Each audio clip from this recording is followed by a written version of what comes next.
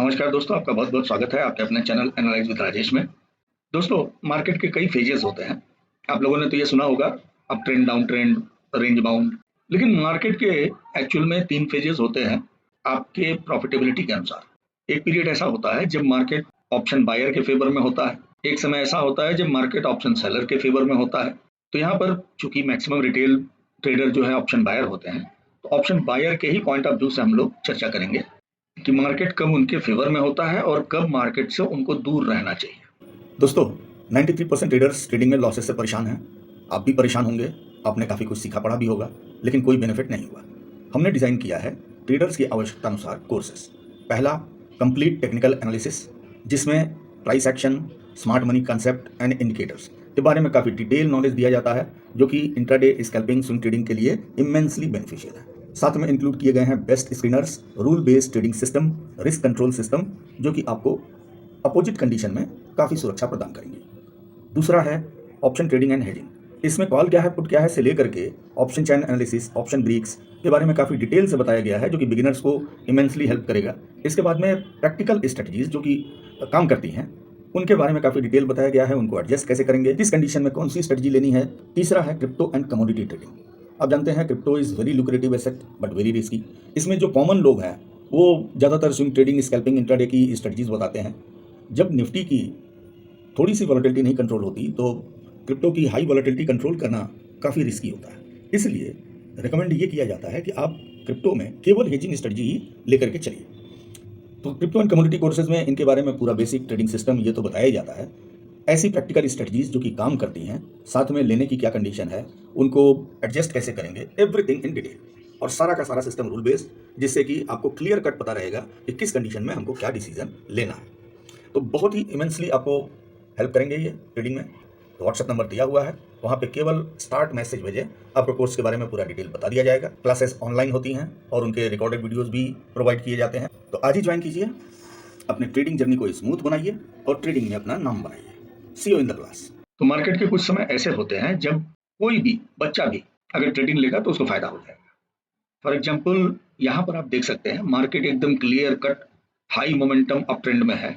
चाहे आप लगा करके छोड़ दें, चाहे इंट्राडे करें, चाहे स्कैल्पिंग करें, यहाँ पर आपको फायदा होना है। उसी तरह से ये भी स्टेज है, यहाँ पे आपको फायदा होना है। इस स्टेज में जो डाउन ट्रेड लेगा उसको फायदा होना है। लेकिन उसके बाद पीरियड आता है जब आपको, खास करके ऑप्शन बायर को, मार्केट छकाएगा, छका करके उनका नुकसान करेगा, और जब वो ट्रेड लेंगे तब उनका नुकसान होगा। जैसे यहाँ पे आप देख सकते हैं मार्केट रेंज बाउंड है, और ऐसे रेंज बाउंड में कभी कभार तो बढ़िया मूवमेंट मिल गया, लेकिन बाकी समय में जो ये डे टाइम फ्रेम में इनडेसिसिव कैंडलें बन रही हैं, ये सिवाय नुकसान के फायदा नहीं करवाएंगे। चॉपीनेस में भी कई तरह का चॉपीनेस होता है। एक तो बड़े रेंज का चॉपीनेस, दूसरा छोटे रेंज का चॉपीनेस। अब उदाहरण के लिए आप यहाँ पे देख पा रहे हैं मार्केट चॉपीनेस में है, लेकिन एक बड़े रेंज का चॉपीनेस। ये बड़े रेंज का चॉपीनेस जो है, ये सेलर के फेवर में नहीं होता है और बायर के भी फेवर में नहीं होता है, क्योंकि कैंडलें तो मेजॉरिटी इनडेसिसिव भी बनती हैं, ज्यादा मूवमेंट कभी कभी रहता है, तो असमंजस की स्थिति रहती है और नंबर ऑफ इनडेसिसिव कैंडलें काफी ज्यादा बनती हैं।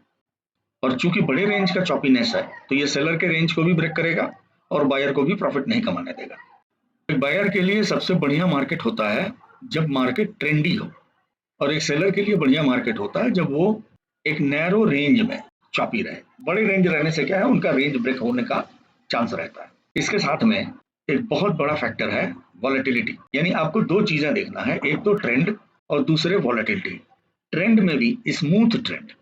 अब जैसे यहाँ पे जो हमको ट्रेंड दिखाई दे रहा है, ये ट्रेंड अच्छा नहीं है, क्योंकि यहाँ पे मार्केट ये गिरा, ये उठा, ये गिरा, ये उठा, ये गिरा, ये उठा, यहाँ से इस ढंग का अप डाउन कर रहा है। ट्रेंडी मार्केट बायर के लिए तो अच्छी है ही, सेलर के लिए भी अच्छी होती है। एडवांटेज ये मिलता है कि सेलर को ट्रेंडी मार्केट भी चलेगी, स्मूथ ट्रेंडी हो या स्मूथ नैरो रेंज में चॉपी हो। हैफेजर्ड मार्केट न तो सेलर के लिए अच्छी है न बायर के लिए अच्छी है। और जनरली मार्केट हैफेजर्ड कब होती है, जब आईवी काफी ऊपर नीचे हो। एक सेलर के लिए जनरली आईवी अगर हाई रहती है तो उनको बेनिफिट मिलता है, क्योंकि वो महंगे प्रीमियम बेचते हैं और वो गल करके जीरो हो जाएंगे तो उनको अच्छा फायदा होगा। लेकिन केवल आईवी ही फैक्टर नहीं है, उसके साथ में डायरेक्शन भी है। अब मार्केट अगर उनके अगेंस्ट ही चला गया तो आईवी ज्यादा कुछ नहीं कर पाएगा। हाई आईवी में वो सेल करें, उसके बाद मार्केट नैरो रेंज में चॉपी हो जाए या उनके फेवर में मूव करे। जबकि बायर के लिए आईवी हाई रहने से दो नुकसान होते हैं, एक तो प्रीमियम उनको महंगे खरीदने पड़ते हैं और दूसरे मार्केट में हैफेजर्ड मूवमेंट भी ज्यादा होता है जो बार बार उनके एसएल को हिट कराता है। तो इसलिए बायर को दो कंडीशन से दूर रहना चाहिए, एक तो अगर मार्केट चॉपी हो और दूसरे आईवी अगर हाई हो। तो जैसे हम ऑप्शन चैन में आएंगे, ये निफ्टी ट्रेडर की वेबसाइट है और ये निफ्टी का ऑप्शन चैन है और यहाँ पर हम देख पा रहे हैं कि इंडिया विक्स 19 के आसपास है। तो 19 का इंडिया विक्स हाई है क्योंकि जनरली ये 12-13 के आसपास में रहता है। तो अगर 15-16 से आईवी अगर ज्यादा जाता है तो इसका मतलब है वॉलेटिलिटी, इम्प्लाइड वॉलेटिलिटी काफी ज्यादा है। वैसे समय में नोवाइस ट्रेडर अगर मार्केट से दूर रहे तो ज्यादा अच्छा है। और अगर स्टॉक्स में आप देखना चाहते हैं कि आईवी ज्यादा है या कम है तो उसके लिए आईवी परसेंटाइल देखना काफी अच्छा होता है। आईवी परसेंटाइल ये बताता है कि अभी की आईवी ज्यादा है या कम है। अब डेफिनेशन में अगर जाएंगे तो आईवी परसेंटाइल का मतलब है कि लास्ट 365 डेज में कितने परसेंट ऑफ डेज में आईवी करंट आईवी से कम रही है। तो 91.46 का मतलब यह है कि out of 365 91% of the days में आईवी करंट आईवी से कम रही है। इसका माने आईवी अभी ज्यादा है। तो सिंपली यहाँ आपको ये समझना है कि अगर आईवी परसेंटाइल 60 से ज्यादा है तो इसका मतलब आईवी हायर साइड में है और 70 से ज्यादा है तो इसका मतलब है आईवी काफी ज्यादा है। यहाँ पर तो ये निफ्टी का बता रहा है 91.46। आप चाहें तो यहाँ पर स्टॉक का भी देख सकते हैं। अब जैसे मैंने अडानी ग्रीन का लगा दिया तो अडानी ग्रीन का यहाँ पे परसेंटाइल 93.32 है, यानी कि इसकी आईवी ज्यादा है।